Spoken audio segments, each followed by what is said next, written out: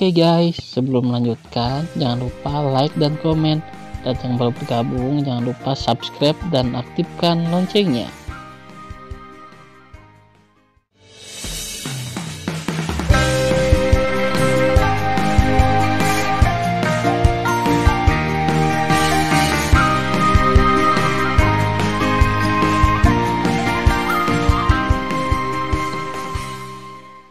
Episode 37. Melanjutkan cerita sebelumnya. Ketika Tan Yun mencibir dalam hatinya, penjaga di luar rumah peri Si Yuan memelototi Tan Yun, siapa yang datang? Engah. Tan Yun menusuk alis penjaga dengan pedangnya dengan acuh tak acuh. Kemudian, menginjak tubuh penjaga, dia melangkah ke rumah Kaisar Abadi Si Yuan. Setelah Tan Yun tiba di alam abadi Si Yuan kemarin, dia bertanya tentang suku Si Yuan Supreme, klan Gongzi, semua tinggal di istana abadi Si Yuan dengan radius 300 juta sen. Sekarang Kaisar Abadi Si Yuan, bernama Gongzi Kong, adalah cucu Si Yuan. Awalnya Si Yuan Supreme ingin menjaga Gongzi bersamanya, tetapi Gongzi Kong ingin mengalami sendiri, jadi dia hanya duduk di posisi Kaisar Abadi Si Yuan 10 tahun yang lalu. Pada saat yang sama, Tan Yun datang ke alam abadi Si Yuan kali ini, kecuali untuk klan Gongzi, dia tidak ingin membunuhnya. Karena keabadian dunia abadi Si Yuan berbeda dari dunia abadi Chaos, mereka tidak haus darah, tidak kejam, dan adalah manusia nyata. Dalam pikiran Tan Yun, keluarga penguasa Si Yuan harus dihancurkan. Memotong rumput dan akar adalah prinsip Tan Yun kepada musuh. Dengan kata lain, bahkan jika Tan Yun tidak membunuh orang-orang Gongzi sekarang, dia akan menghancurkan orang-orang Gongzi di masa depan setelah membunuh Si Yuan Supreme untuk membalas dendam. Hanya ada satu takdir untuk klan Gongzi, dan itu adalah kematian. Setelah memasuki rumah Kaisar Abadi Si Yuan yang penuh warna, Tan Yun menunjukkan langkah surgawi Hong Meng-nya, berkedip dari rumah Kaisar Abadi dengan kecepatan tinggi, dan tidak ada yang menemukan jejaknya. Sesaat kemudian, Tan Yun keluar dari udara tipis di luar aula.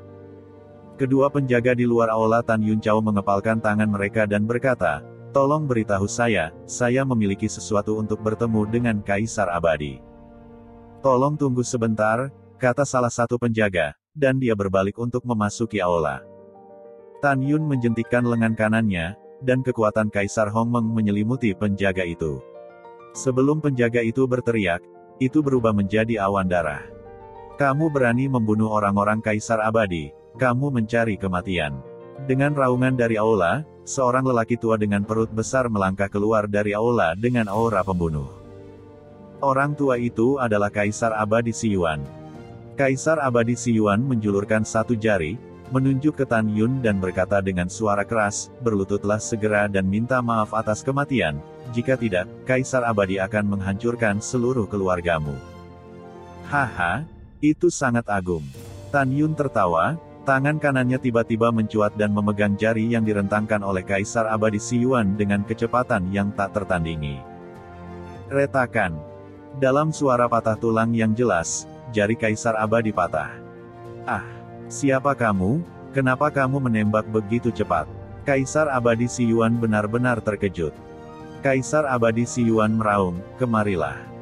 Suaranya melintasi langit, bergema melalui puluhan ribu sen. Akibatnya, ratusan tetua dari ranah Kaisar Agung bergegas mendengar berita itu dan segera mengepung Tan Yun. Tan Yun mengabaikan ratusan orang kuat di ranah Kaisar Agung. Dia yakin bahwa bahkan jika dia adalah dewa kelas 1, dia bisa membunuh mereka. Adapun orang-orang kuat di ranah Kaisar Agung, berapa banyak mereka datang, dia bisa membunuh mereka seperti semut. Memang, kecepatan Tan Yun sekarang sebanding dengan para dewa kelas 2.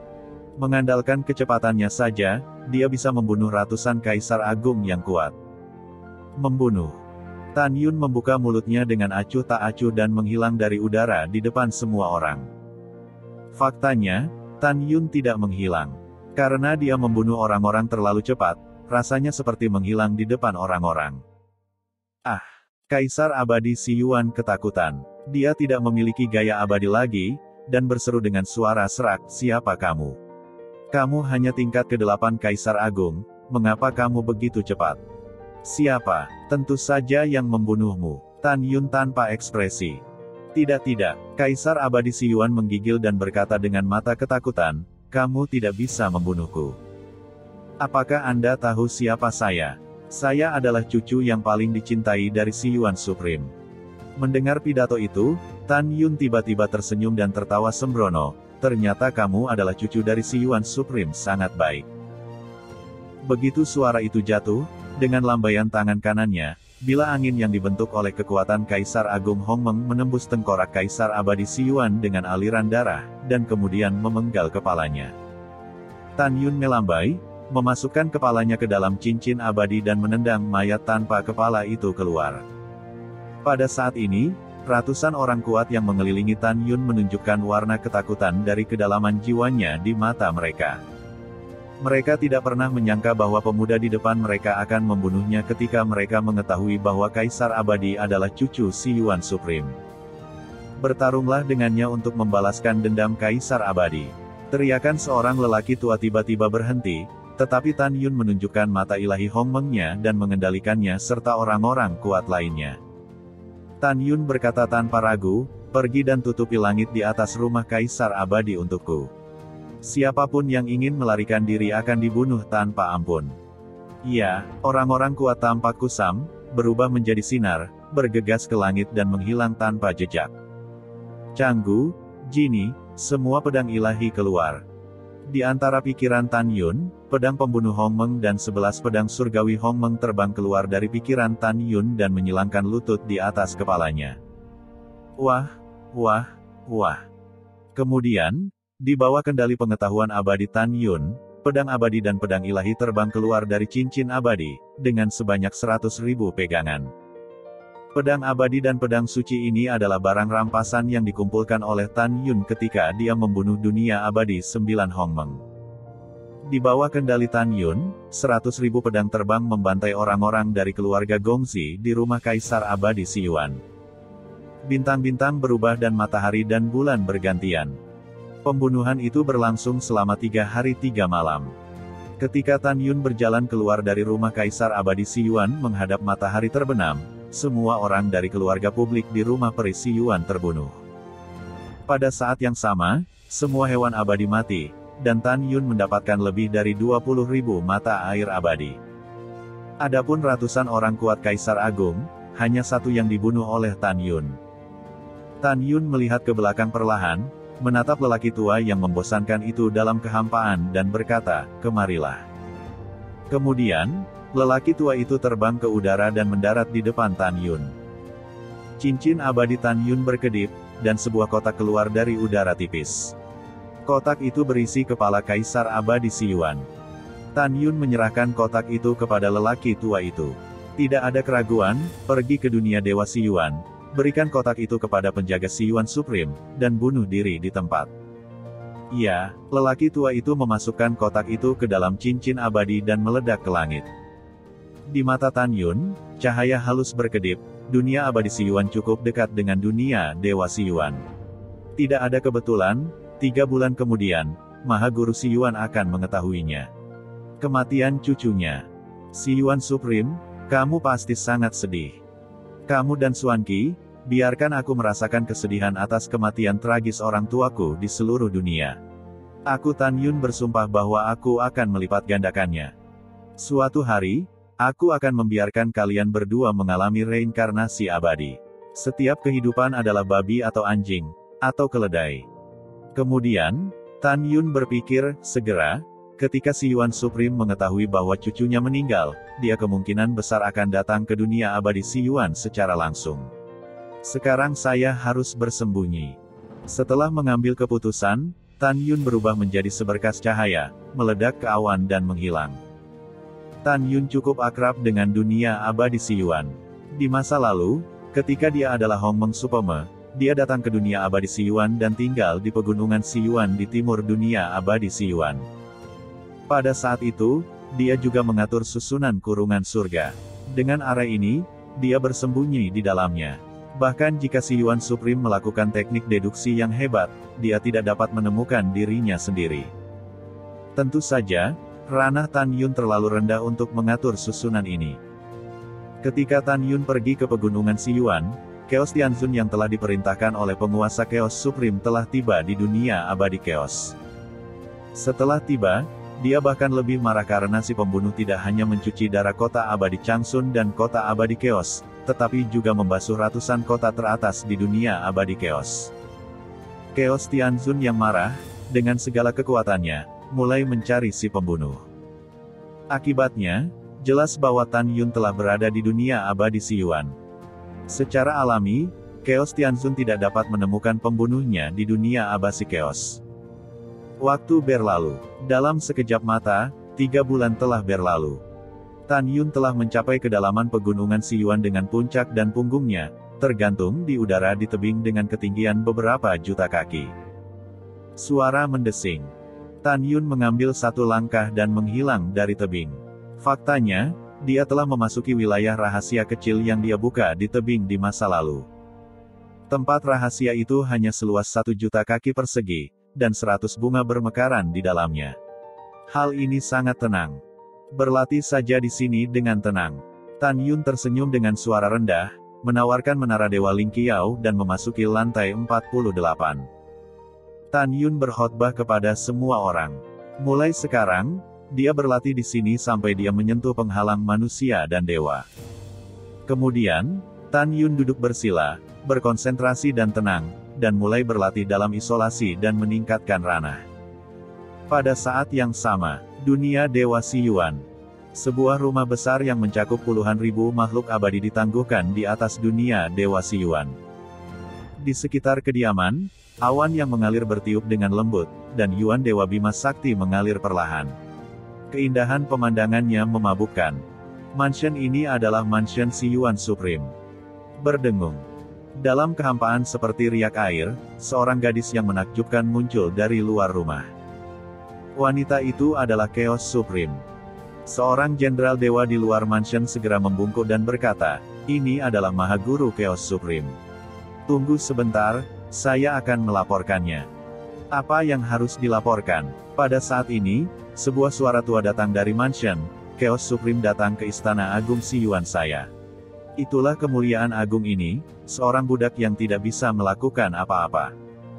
Begitu suara itu jatuh, seorang pria berusia 60 tahun yang tampaknya biasa keluar dari udara tipis di luar rumah. Orang tua itu adalah Si Yuan Supreme, Gong Zihan. Bawahan tahu kesalahannya, tolong hukum dewa tertinggi. Lain kali, jangan pernah memaafkan. Gong Zihan mendengus dingin, keluar. Ya, bawahan itu akan pergi sekarang. Gong Zihan menghadap Changsun Xuanqi, memeluk tinjunya dan berkata, "Xian Mei, kamu sudah lama tidak datang menemuiku. Hehe, mengapa kamu datang ke sini hari ini?" Setelah Changsun Xuanqi berkata dengan sopan, dia tampak tenang dan berkata, "Saudara Gongsi, saya curiga bahwa orang yang membunuh 9 kaisar abadi Hongmeng adalah mantan bawahan dari Hongmeng Supreme. Setelah membunuh di 9 dunia abadi Hongmeng, si pembunuh pergi ke dunia abadi Chaos dan hampir membantai 90 juta cucu tertua saya. Dia juga meninggalkan tulisan tangannya dan memprovokasi saya." Mendengar pidato itu, alis putih Gong Zihan bergetar, bagaimana ini bisa benar? "Xian Mei, jangan terlalu sedih. Pergi, masuk ke rumah dan katakan." Changsun Xuanqi menggelengkan kepalanya dan berkata, "Tidak, saya datang untuk mengingatkan Anda. Saya menduga bahwa target pembunuh berikutnya adalah orang-orang Anda di dunia abadi Si Yuan." Tubuh tua Gong Zihan bergetar dan geram, dia berani. "Saya tidak percaya sebagai saudara, masih ada orang di dunia yang berani menggerakkan orang saya. Saudara Gongsi, saya sudah menyelesaikan apa yang harus saya katakan. Saya masih memiliki sesuatu yang penting untuk ditangani di dunia dewa. Mari kita ucapkan selamat tinggal." Changsun Xuanqi memberitahunya, "Jangan takut 10.000, untuk jaga-jaga." "Ya, terima kasih, Saudari Xian karena memberitahuku." Gong Zihan memeluk tinjunya dan berkata, "Karena Saudari Xian masih memiliki sesuatu yang penting untuk ditangani, Saudara Wei tidak akan menahanmu." Pamitan. Ketika Changsun Xuanqi hendak pergi, seorang prajurit dewa meledak dari langit timur, berlutut di depan Gong Zihan dengan satu lutut, memegang sebuah kotak di kedua tangan, dan berkata, "Beritahu penguasa bahwa barusan, seorang abadi dari dunia abadi Si Yuan, izinkan saya memberi Anda kotak ini." Setelah yang abadi memberikan kotak itu kepada bawahan, dia bunuh diri karena suatu alasan. "Yah, Maha Guru tahu itu. Silakan mundur." Ketika Gong Zihan berbicara, dia tidak melihat tindakan apapun, jadi kotak itu terbang dengan mantap dari tangan prajurit dewa ke tangannya. "Aku akan pergi," kata prajurit sihir itu, berubah menjadi sinar cahaya dan menghilang ke lautan awan yang luas. Ketika Gong Zihan membuka kotak itu dengan kebingungan, tubuh tuannya bergetar hebat, matanya melebar, dan wajahnya seputih kertas. Ada kepala berdarah di dalam kotak. Pemilik kepala adalah Kaisar Abadi Si Yuan, Gong Zikong.